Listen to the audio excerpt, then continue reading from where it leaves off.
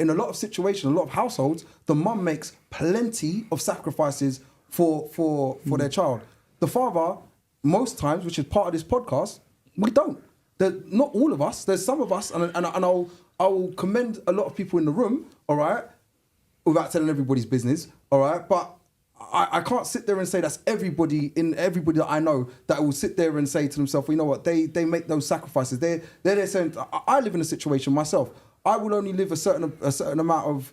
I co-parent with my child, and I'll openly say, I've said it on a podcast before. I co-parent with my child, and I deliberately have not lived further than a certain amount of yardage away from his school, because I've always said to myself, whatever school he's going to, I need to make sure that I live around that area so I can get him to school. All right. Now, I could have easily said, I'm going to live in Croydon and say, there's a yard in Croydon. Let me go and live in Croydon. It's cheaper down there, so let me go down there, and that would be better for me. But then I wouldn't have the same. I wouldn't be able to take him to school every day. Do you know what I mean? I wouldn't be able to turn and say I can co-parent and have my child 50% of the time. Pause a second. What if she moves? If she moves, again, it's a conversation, but I've worked myself into the position where I can have this conversation, and it's not something that I'm oblivious to, because it is something that I may have to face, and it's something that, funny enough, within the relationship that I have with my child's mum, all right, I have to have that conversation with her. Okay, but she's moved, so you now are in the situation of Harrow and Croydon. Okay, but then what are you going to do now? And then I now try to say, what I will make a sacrifice. Whichever way the sacrifice works, I will have to make a sacrifice. My child has lived in a as we're going to call it, I suppose, a single household, because I don't want to call it broken. Single, yeah. All right, a single household. All right, from since he was 1.5.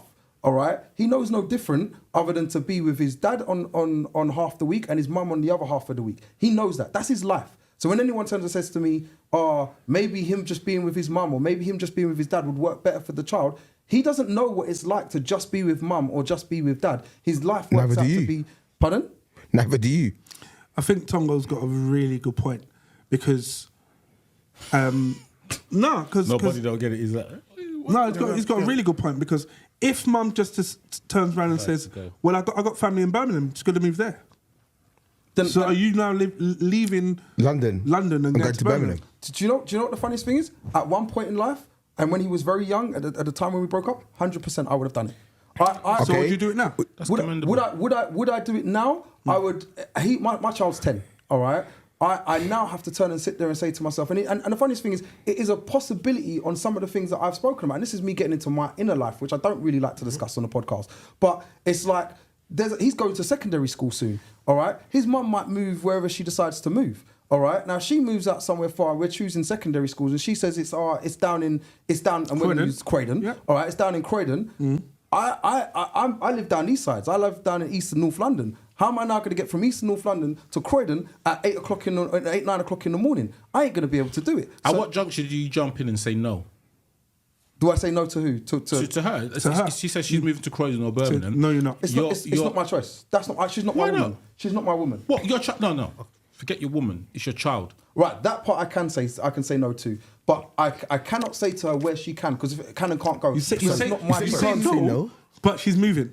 She's moving the conversation. How do you enforce no? No, the conversation then goes on to a next level. It turns and says, well, what are we doing about our child? And how are we going to... And she says our child is going to live in Birmingham. And fine, how are we now going to co-parent? We're going to co-parent because I'm going to live in Birmingham, and you can come down there to take him to school if that's what you want. No, pause. And the funniest thing is, the worst thing is you're talking about a situation that I have to deal with my own life. Okay, yeah. So I can actually tell you some of the things that have gone through my mind. I don't even want her to watch the podcast because I don't want her to know that this is actually a full process. But funny enough, there was a conversation. It's not you. It's someone else. No, there was a conversation between the two of us, and one of the conversations was that she turned and said, well, because obviously his life is the way his life is, and she doesn't want to disrupt her child or our child. She turned and said he can either stay with you and I have him on the weekends. Okay. All right. Or alternatively, it could be the reverse. Now, when you turn and think about that, I have him 4 days in the week. She has him 4 days, like 4 days. We split it. 8 day week. We split it. Buddy maths. When I say buddy maths, 1 day we split in half, don't we? So there you go. 2 days to be fair. 2 days we split in half. So 2 days is full mine and 2 days are full hers, but the other 2 that we split because obviously one day I have to pick him up and one day I have to drop him off. Right. So that's how it always works out. So it's 4 days that I actually see my child physically and have him in my presence. All right. Now, I could make that turn and say to myself, well, on the Friday, I'll pick him up from school on the Friday evening. All right. So at 6 o'clock, I'll pick him up. I'll take him for the whole weekend so that we have him for Saturday, Sunday. I'll have him Friday evening, Saturday, Sunday, and I'll drop him back to school or have him, if it's half term, on Monday morning, or take him for the Monday and drop him at 6 o'clock. And that way, it's still the same said 4 days that I've now turned 50-50 the whole thing. What if she says, I'm going to move to Croydon or Birmingham because I'm moving in with my next man? Is that still... I'm going to throw... Sorry, go on. Okay. I'm going to throw a bigger grenade into there. Okay, go on. Yeah? You have a child with someone else as well. Your other child is... So your first child is now moving to Birmingham. You have another child in London. So you can't... I would expect, you can't practically say, I'm going to move to Birmingham. What do you do? Licks. You hate Mr. Mum right now, innit?